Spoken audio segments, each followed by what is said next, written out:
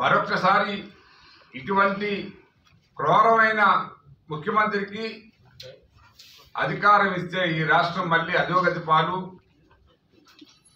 Crime land అయిపోదు విశాఖపట్నం. చాలామంది ఉద్యోగులు ఏమనుకుంటారంటే ఎక్కడ ఉద్యోగం చేసినా వారి యొక్క రిటైర్మెంట్ తర్వాత ఈ విశాఖపట్నంలో ప్రశాంతంగా జీవిద్దామని ఎంతోమంది ఇక్కడ ఇల్లులు కట్టుకొని నివసిద్దామంటే ఇప్పుడు వాళ్ళు రావడానికి భయపడే పరిస్థితి క్రియేట్ చేశారు. ఎంత చక్కని వాతావరణం! ఈ విశాఖపట్నాన్ని అమెరికాలో ఉన్న శాన్ ఫ్రాన్సిస్కో టౌన్తో పోతుంటే మనం సేమ్ అదే రస్తాలు ఉంటాయి ఇక్కడ, మేము చూసాం.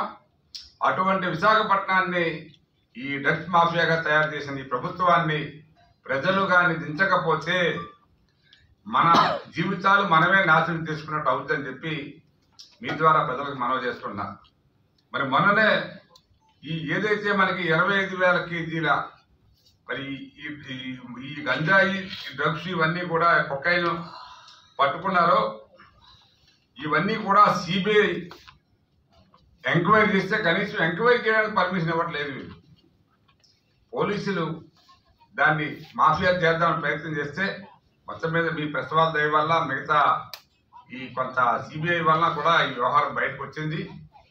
దీని ద్వారా మరి మీకు తెలుసు ఇక్కడ ఈ పూర్ణచంద్రరావు అని చెప్పి వైసీపీ సీనియర్ నాయకుడు ఇందులో ముఖ్యమైన పాత్ర పోషించాడు. మరి ఒక ఆక్వా కంపెనీ పేరు మీద ఈ కంటైనరు ఈ ఆక్వా ఫుడ్స్ పేరు మీద తెప్పించి అందులో ఈ డ్రగ్స్ ఏవైతే ఉన్నాయో ఇవన్నీ కూడా మీకు విషయం ఏమిటంటే యాక్చువల్ డైరెక్ట్గా డ్రగ్స్ రూపంలో రావటం లే, దాంట్లో ఏదో ఒక కెమికల్ మిక్స్ చేసి ఒక కెమికల్ లాగా దాన్ని మనం కంటైనర్ ద్వారా కెమికల్ తీసుకొస్తున్నాం అనే పేరుతో రాసి ఆ కెమికల్ని అందులో కొంచెం సపోజ్ కేజీ కొకైన్ కానీ లేకపోతే ఏదైనా ఉందనుకోండి, అందులో ఒక స్మాల్ క్వాంటిటీ ఈ కెమికల్ మిక్స్ చేసుకొని తర్వాత తెచ్చి వేరు చేసుకోవచ్చు అంటుంది. ఆ ప్రాసెస్ కూడా మనకు తెలీదు.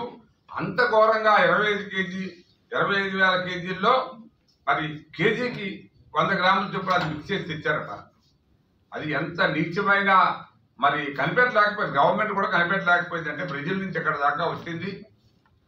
మరి బ్రెజిల్ నుంచి వచ్చిన కంటైనర్నే మనం స్ట్రైట్గా వచ్చిందాన్నే మనం పట్టుకోలేకపోతే ఇక మామూలుగా దొడ్డిదారుల్లో వచ్చిన ఎన్నో గంజాయి, కొకైన్, మిగతా చాలా ఉన్నాయి, హెరాయిన్, ఈ మార్పిన్, ఇవేవో రకరకాల మందులు ఇందులో రాశారు.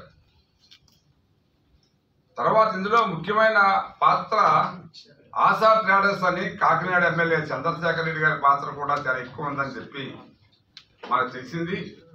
అది కూడా ప్రభుత్వం సిబిఐ ఎంక్వైరీ చేయాలి, వీళ్ళందరి మీద కూడా చర్యలు తీసుకోవాలని చెప్పి మీ ద్వారా కోరుతున్నా.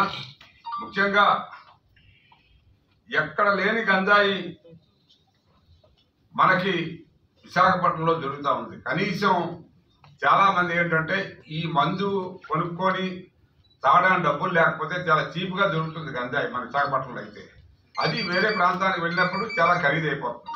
అందువల్ల ఈ ప్రాంతంలోనే దాన్ని మన యువకులు, నిరుద్యోగులు చాలామంది వీటికి బానిసై వాళ్ళ జీవితాలు నాశనం చేసుకున్నారు. కాబట్టి దీనికి పూర్తి బాధ్యత ఈ ప్రభుత్వం తీసుకోవాలి. జగన్మోహన్ రెడ్డి ప్రత్యేకంగా మరి తీసుకోవాలి. అతను యువతని బాగు చేశాను, ఈవేళ కొన్ని వేల ఉద్యోగాలు వస్తాయని చెప్పి ఈవేళ సాక్షిలో పెద్ద